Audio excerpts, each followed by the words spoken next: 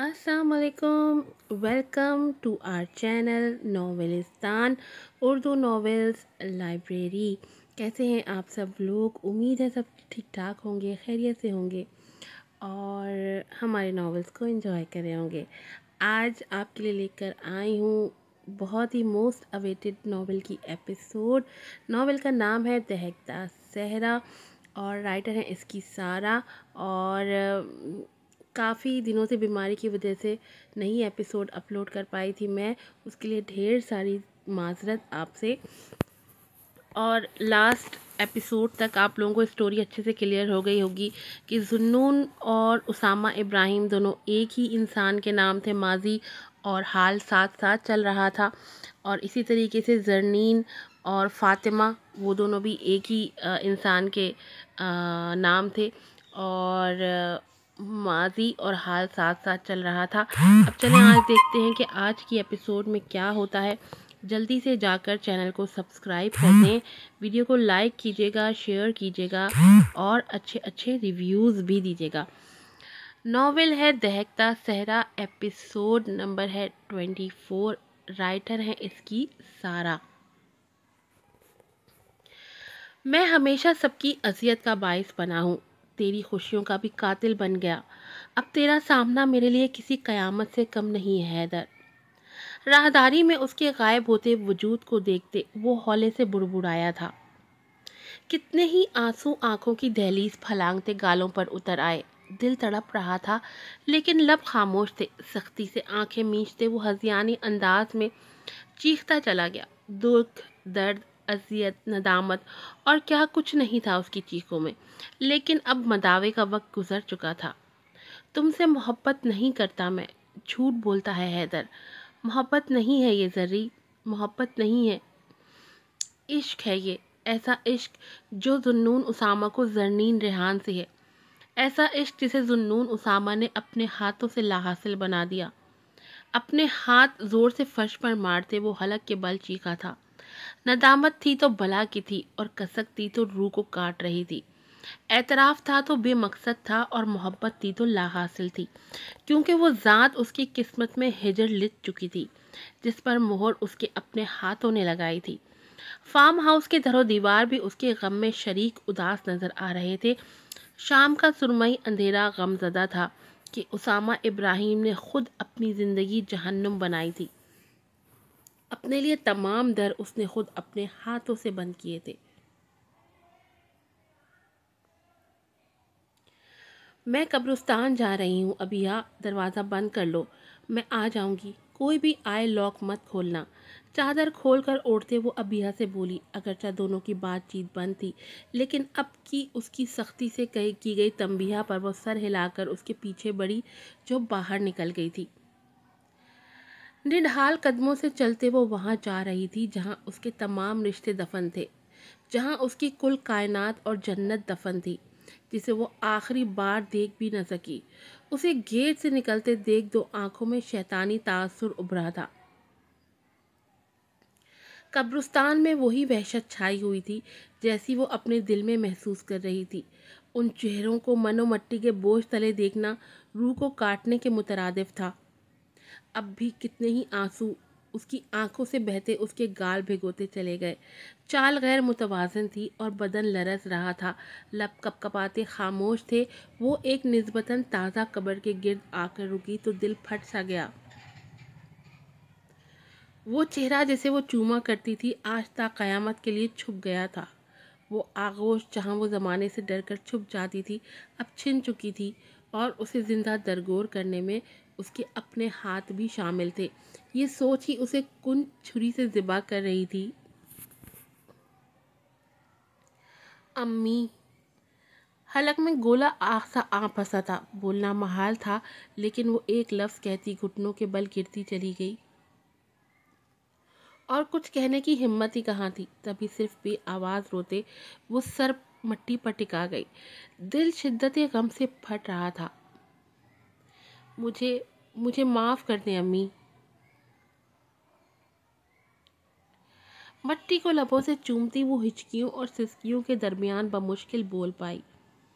کتنے ہی آنسو بے مول ہوتے مٹی میں جذب ہو رہے تھے، کتنی ہی دیر وہ وہاں اپنا غم غلط کرتی رہی، دل کا بوجھ بجائے کم ہونے کے بڑھتا ہی چلا گیا۔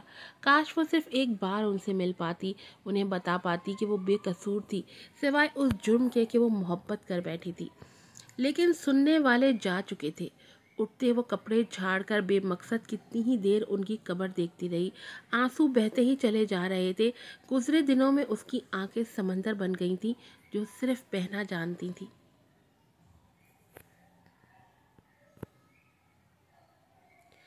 نہ چاہتے ہوئے بھی شام کے سائے دیکھتی واپسی کے لیے مڑی، جہاں اس کی دو ذمہ داریاں باقی تھیں۔ اپنی چادر سنبھالتے وہ سر جھکائے تیزی سے چلتی جا رہی تھی جب اس کے قدموں کے قریب گاڑی کے ٹائر تیزی سے چڑچڑائے۔ وہ بدک کر دور ہٹی، سر اٹھا کر دیکھا تو دھک سے رہ گئی۔ وہ ڈراؤنا خواب حقیقت کا روپ دھارے اس کے سامنے کھڑا تھا۔ سیاہ جینز شرٹ اور جیکٹ میں ملبوس وہ وہی تھا جو اس کی بربادی کا ذمہ دار تھا۔ اسے تیزی سے اپنی طرف آتے دیکھ وہ ہوش میں آتی اس سے پہلے بھاگتی کہ اس کی کلائی اسامہ کے ہاتھ میں آ گئی۔ اس کا لمس نہیں تھا، کوئی دہکتا انگارہ تھا جس نے زری کی کلائی ہی نہیں پورے وجود کو اپنے حصار میں لے لیا تھا۔ پھٹتے دل اور رگوں میں ابلتے خون سمیت وہ سرعت سے مڑی، جہاں وہ دو سیاہ آنکھوں میں دنیا جہاں کی دیوانگی بسائے اسے دیکھ رہا تھا۔ اس کی سیاہ آنکھیں دیکھتے اشتعال کا طوفان تھا جو زری کے اندر اٹھا تھا۔ میری بات سن، وہ دھیرے سے بولتا اس سے پہلے اپنی بات مکمل کر پاتا۔ زری کے بائیں ہاتھ کا تھپڑ اس کا گال سلگا گیا۔ کلائی پر اس کی گرفت ہلکی پڑی۔ کیا سنوں؟ ہاں، کیا سنانا چاہتے ہو اب؟ رہ کیا گیا ہے ذوالنون اسامہ؟ بنا ارد گرد کا لحاظ کیے وہ حلق کے بل چیخی۔ وہ لوگ گاڑی کی اوٹ میں تھے، اس لیے لوگوں کی نظروں سے محفوظ رہے۔ اس کے تھپڑ کو سہتے اس نے لب سختی سے بھینچ کر اس کا اذیت سے سرخ ہوتا چہرہ دیکھا، جہاں اس کے بھورے کانچ سمندر لٹا رہے تھے، جنہیں پہلی بار دیکھ کر ہی وہ دل ہار بیٹھا تھا۔ اس کے سوال اسے دار پر لٹکا گئے تھے، جواب کہاں تھے جو وہ دے پاتا؟ تبھی بنا کچھ کہے اسے دیکھتا رہ گیا جو تنفر بھری نظروں سے اسے دیکھ رہی تھی۔ کچھ باقی نہیں بچا۔ تم نے صرف مجھے برباد نہیں کیا اسامہ، تم نے میری جنت اجاڑ دی، مجھے جیتے جی مار ڈالا۔ اب کیا سنوں؟ اس کے سینے پر ہاتھ مارتے وہ اذیت سے بولی تھی۔ لہجہ زمانوں کی تھکن سمیٹے ہوا تھا۔ وہ یک ٹک اسے دیکھتا رہ گیا۔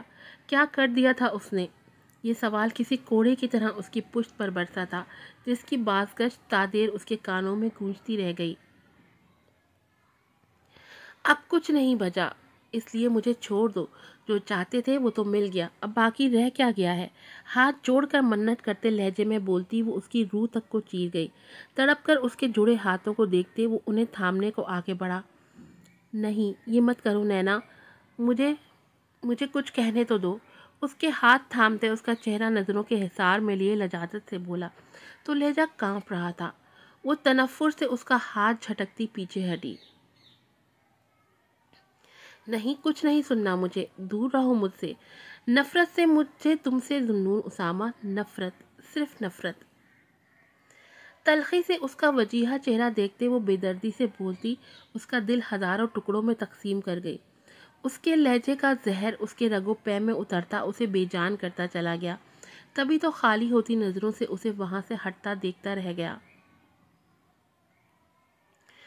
وہ تیز تیز چلتی روڈ کراس کر رہی تھی جب بائیں طرف سے آتے ٹرک کو دیکھ کر اسامہ کا دل اچھل کر حلق میں آیا۔ وہ برق رفتاری سے چلتا زری کی طرف بڑھ رہا تھا جس سے وہ انجان سر جھکائے آنسو صاف کرتی جا رہی تھی۔ نینا!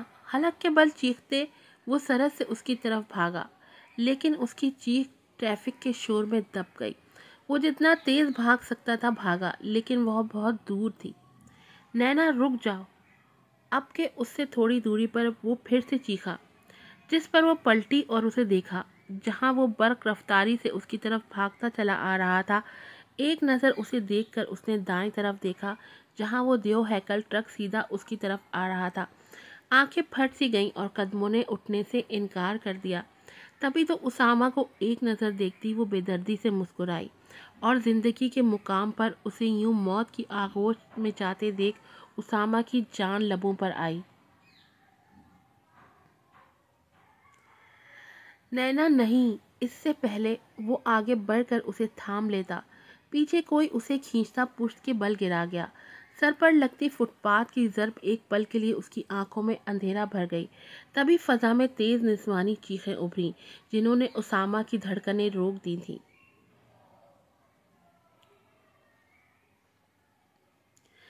نہیں نینا، بند ہوتی آنکھوں میں اس کا ہنستا چہرہ ابھرا اور پھر اس کا ذہن تاریکیوں میں ڈوب گیا۔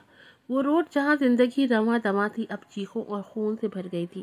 زندگی کا ایک باب تھا جو بند ہو گیا تھا، جس نے اسامہ ابراہیم کی زندگی میں اندھیرے بھر دیے تھے، جہاں سے وہ اگلے 6 سال بھی نہ نکل سکا۔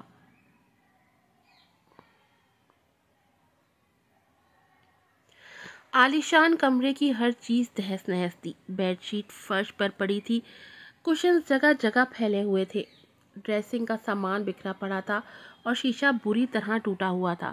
غرض یہ کہ ہر چیز اپنی جگہ سے ہلی ہوئی تھی۔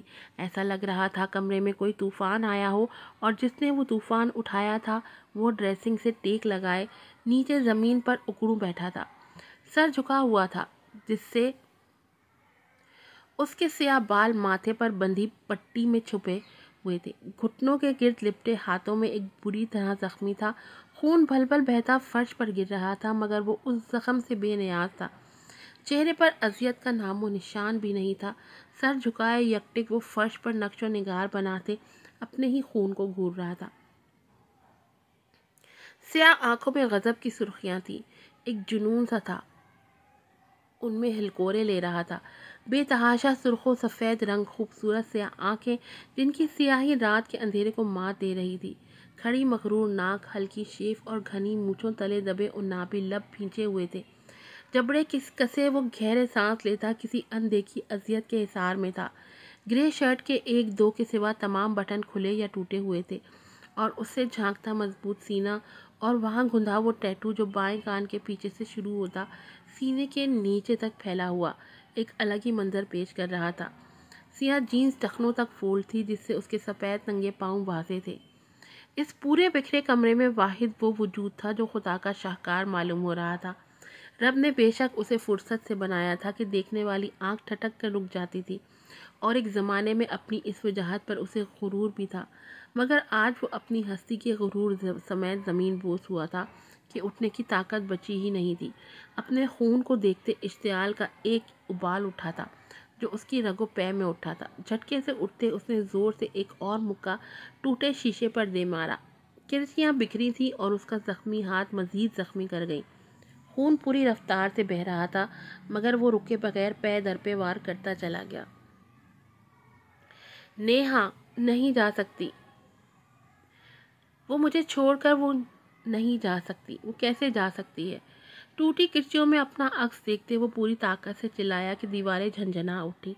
سیاہ پلکیں بے اختیار نم ہوئیں جنہوں نے اس کا فشار خون مزید بڑھا دیا۔ کیسے جا سکتی ہے وہ مجھ سے دور؟ کیسے؟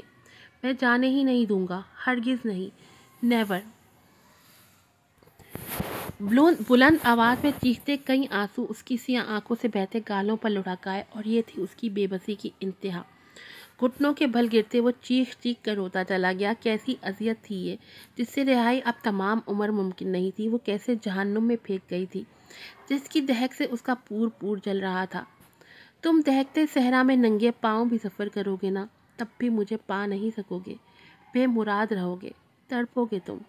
ایک روتی چیختی آواز نے اس کی سماعتوں میں سیسا اونڈیلا تھا جس کی تپش نے اس کا پورا وجود چلا کر راکھ کر دیا تھا۔ نہیں، پلیز نہیں، یہ مت کرو، لوٹ آؤ پلیز، ورنہ میں مر جاؤں گا، مت دو اتنی بڑی سزا، لوٹ آؤ پلیز۔ کانوں پر ہاتھ رکھتے وہ اذیت سے چیخا تھا، لہجے میں ٹوٹے کانچ کی چبھن تھی۔ میں مر جاؤں گا تمہارے بنا، میں زندہ نہیں رہ سکتا، پلیز لوٹ آؤ، I can't leave without you, please come back. مدھم آواز میں بڑبڑاتے اس کی اذیت عروج پر تھی۔ سیاہ آنکھوں کی نمی بڑھتی ہی جا رہی تھی، لہجے میں پچھتاووں کے ناگ تھے جو پل پل ڈستے اسے موت کے گھاٹ اتار گئے۔ آج کی ایپیسوڈ یہیں پر ختم ہوتی ہے۔ ہاں جی، تو کیسا لگا آپ لوگوں کو؟ اپنی رائے کا اظہار ضرور کیجیے گا اور اگر آج آپ مجھے اچھے اچھے ریویوز دیں گے اور اچھے سارے ویوز دیں گے تو کل میں اس کی ایک اور ایپیسوڈ آپ کو بیک ٹو بیک دوں گی۔ پھر ملوں گی آپ سے نئی ایپیسوڈ کے ساتھ۔ السلام علیکم۔